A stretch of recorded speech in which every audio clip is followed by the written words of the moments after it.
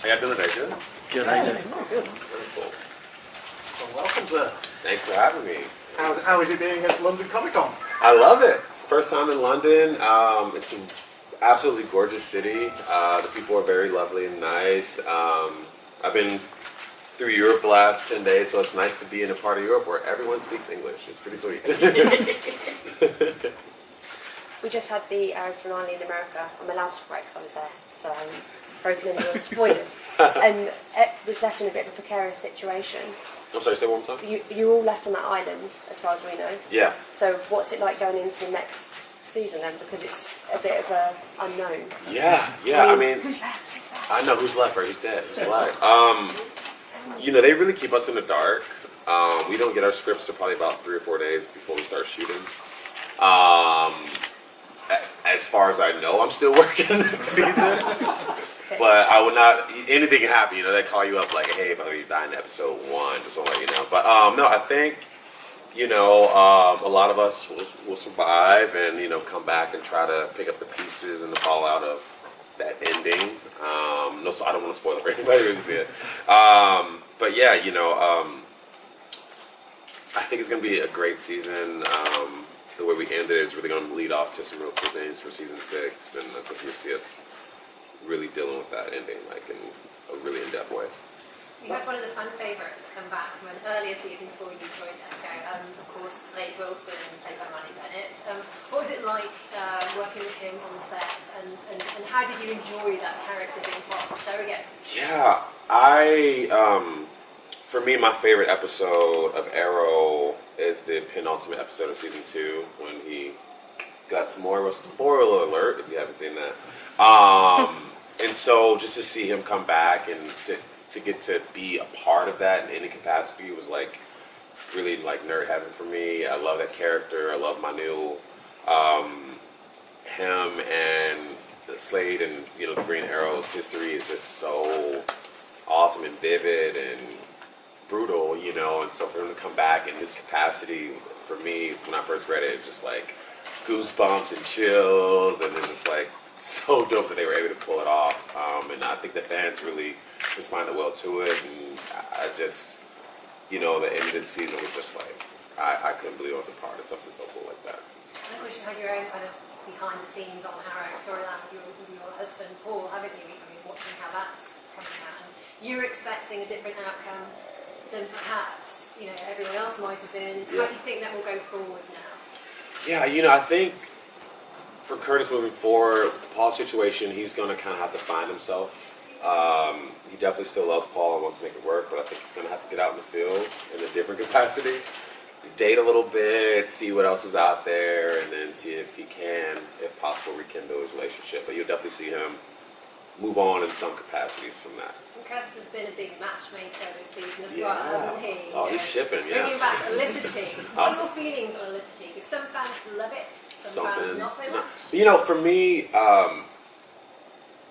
coming onto the show, you know, as Curtis and getting to work with Emily Batt, you know, I just love Curtis's and Felicity's relationship. And so it makes perfect sense to me that Curtis would definitely be like pro that and like really for it. And I think Felicity is really great, you know. It just depends on, you know, exactly how it's executed. And I think I really love how they executed that relationship this season, how they still, you know, focus a lot of action that's going on, but that there still is that heart there, you know what I'm saying? I think that's important. So I really like where they're going with it, and I love that Curtis is like so amped to like lift them up and make it work, whether it's a Chinese food or whatever, you know. It's just so fun to play a character like that with so much like optimism and just, you know, good vibes. You provide a lot of comic relief as Curtis in that role, and you know, is a lot of that ad-libbed, or do they sort of talk to you, or do you sort of provide any feedback on that? I mean, our writers are really great. I think they really get it, you know, they get the comedy and they get the dramatic stuff, and they let us play, you know, but I really credit them really for their amazing writing, but they do let us ad-lib and have fun with it, and I come from a big improv background.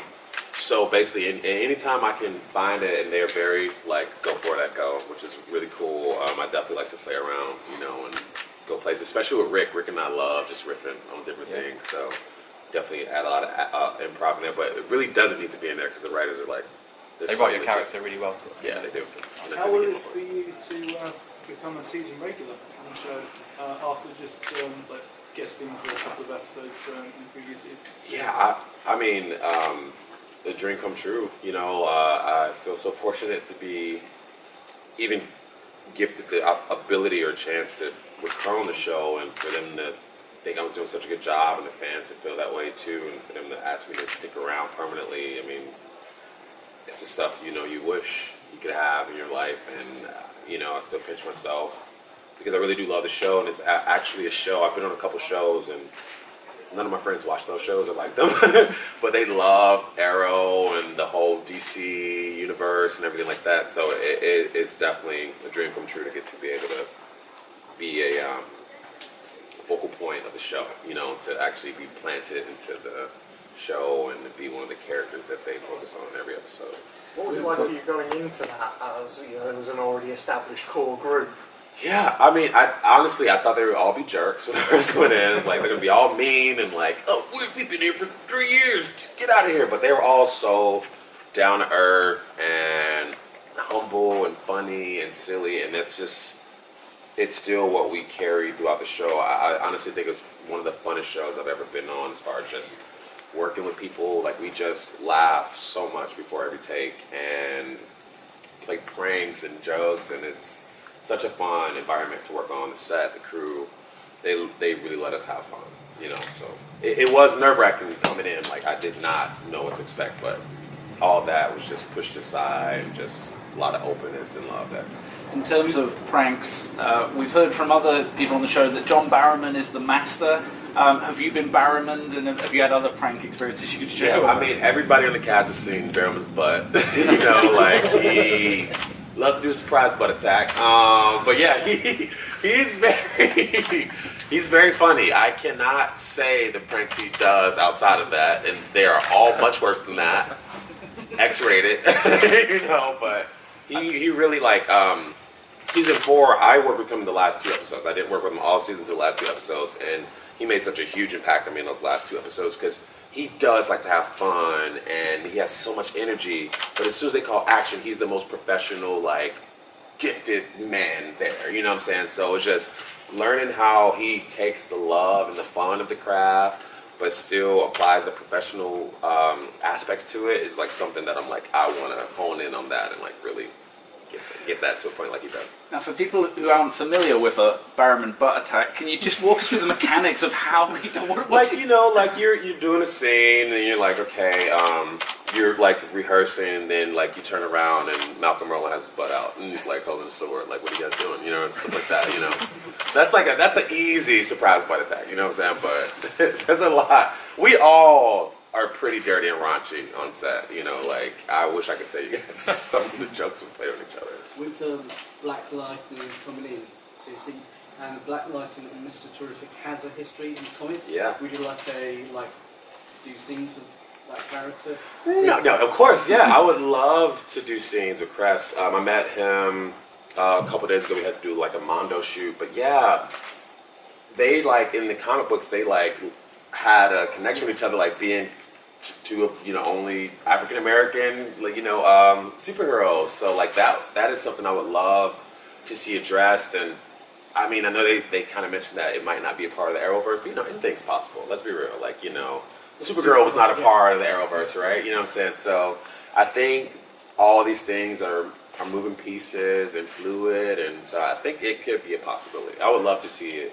I would also love to see Mr. Terrific had connection with Black Canary and all these characters, and so the JSA and stuff like that. So I would love to see him mix it up with a lot of different characters and even legends and all that stuff. Yeah.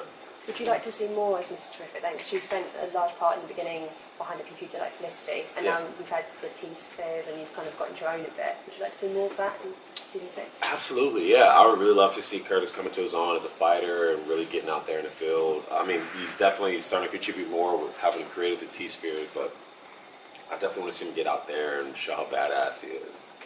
How involved was the makeup process on your face for the tea? It is involved. It's very. Is it unrealistic then that you could put that on and then run straight out? Well, I mean, It the looks very actual complicated. practical applying of it, like even Stephen Amell's mask, like it takes like 20 minutes to apply still, you know, like, so practically none of it makes sense. In a good way. But yeah, in a good way. But yeah, I mean, I think that's definitely like something we're addressing next year in a not so subtle way, but like I won't be wearing braids next year. And we're just trying to make the mask more efficient and just help the process. You know, like when Grant first started on Flash, it was like this one piece that could not be moved and was glued on and took like hours, and now, you know, it's very simple and stuff like that. So it's kind of just this fluid motion kind of going on. And I feel like as far as the canon goes, you know, Mark said something really funny. He's like, Curtis is a metahuman. His only ability is he braids his hair instantly. So can I confirm that is I've always wondered which one of his team members actually braids his hair from every time before the Yeah, see, I was saying there's an African speedster somewhere that people don't know about. But Curtis and Felicity could have created some machine or something like that too that did it really quick, you know. But I don't know if hopefully they address it. I hope they do that. It's like, we need backup, yes. Wait, Yeah. look, that There's this hilarious meme where I was like suit up and everyone's like, yeah, and he's like, Mr. And then Curtis is like, let me get my braids in, contacts. It's 2 hours later and Oliver's like, I'm gonna kill you, Mr. Really funny meme. Would you like more crossovers because of the massive invasion crossover? Would you like something more next seasons?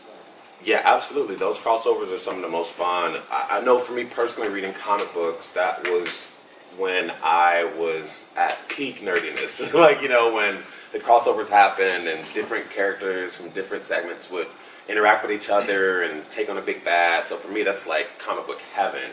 And to see us actually, to be a part of it, to see it, to be alive, you know, when this is happening in the cinematic world is like so dope and so cool. So I love to see it. I want to see it more and more and more.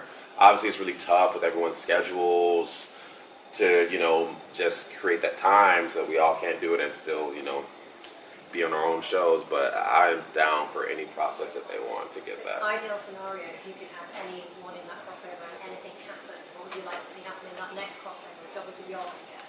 Yeah, you know, I'd like to see Mr. Terrific lead everyone. You know, no, I mean, you know, for me, God, I mean, Invasion was so good. You know, yeah, I would love for them to, you know, take on like some big bad like Darkseid or Darkseid or somebody like that. It'd be so cool, like to just, you know, really go for it. And yeah, I just want to see. I love any of the crossovers. I mean, whether it was a, you know, Invasion or when the Legends came on or whatever, it's just epic, you know. And so I just want to see them get bigger and bigger and bigger. And if you could solve the conundrum of what's going to happen in that after that cliffhanger episode, because obviously there's been lots of speculation online. Has Slade taken them to the bunker, for example? Mm-hmm. How would you solve it? If you had to solve it? How would Curtis solve it? How would Curtis solve it, and how would you solve it as well? I think Curtis would have brought like T-spheres for everyone to fly out of that joint, you know, before it blew up. Me personally, I would have solved it by not going to islands. Like, nope, you're not doing that. I don't trust no islands. This volcano just made this. No. But yeah, that's real job. What do you think of that fan theory that Slade's taken to the bunker? They're all Yeah, right now. yeah, I've heard like, you know, Slade might have taken them to the Argus bunkers and stuff like that, or possibly they fixed the plane enough time to get off. I think they're pretty good fan theories. I think they're definitely within the realm of plausibility. Yeah, so I mean, it can definitely happen. It's up to the writers, and you know, who knows if they're listening. Are you guessing? You said you only get the script so many days before. Are you guessing, like say on the penultimate or the one before that script? Are you thinking, how are they going to get out of this? Yeah, definitely. We definitely wonder those things. Also, we wondered like, I hope I'm not dead. Don't tell me I'm not dead. You know, so you're always looking to do that too. But yeah, it is something as a fan. You know, I read the scripts once and I try to forget them so I can like watch it and like be invested and live in it. But it definitely, at reading them, was like, you know, at the edge of my seat, mouth agape, like, whoa, like I couldn't believe what was happening, but I was just like so geeked out that Slade was coming back. That was like the main thing. I was just like, oh my god, Slade Wilson's back. Holy now what? And I'm the worst spoiler. Like, I spoiled Prometheus at the beginning of the year. They used Josh and nobody saw it, and I was like, oh, thank God. It's tough for me to keep my lips like sealed. So I'm like, just please air, like, let this out. Like, please, I just don't want the pressure. So yeah. And do you believe that Malcolm Allen is going to be dead? Or do you think he's got out of there somewhere? Like by pulling Boomerang onto the line. Well, all I gotta say is, if you don't see a body, play ball. You know what I'm saying? That's how I look at it. I think there's always room. I mean, I think there's room for him to come back for sure. Anything can happen, especially in these universes. So I would not say anything's final. Do you actually know who the Vigilante is? Are they going to bring in that back? Vigilante will definitely come back. I have no idea what it is in any way, shape, or form. The Vigilante is all of us. That's what I tell people. We're all him. And obviously, talking about the crossovers, you're excited, fans are excited about that, but I think there's a sense that, with the combinations we've already seen, there's kind of, where do you go from there? How do you make it bigger than what you've already done? Do you have a sense of kind of how they can top what they've already done with that? That's very interesting, right? Every year in Arrow, it's a bigger and bigger kind of thing that's happening with the city, now in the world with nukes. And I think one of the cool things you saw about season 5 is they went the opposite spectrum. It wasn't this big city, it's more of a personal thing. So I think they could definitely switch it up on people, and it doesn't have to be this big, huge thing. It could be more of a really personal tragedy that they're dealing with that could be interesting too. You know what I mean? Like, it could inverse on itself, and we could probably create something really amazing from within that. Because I really love how season 5 really took a different tilt from that whole the city's in danger, the world's in danger type of thing. It was really like personal for what's going on with Oliver and the team, and I definitely think they can spin that too with the crossovers.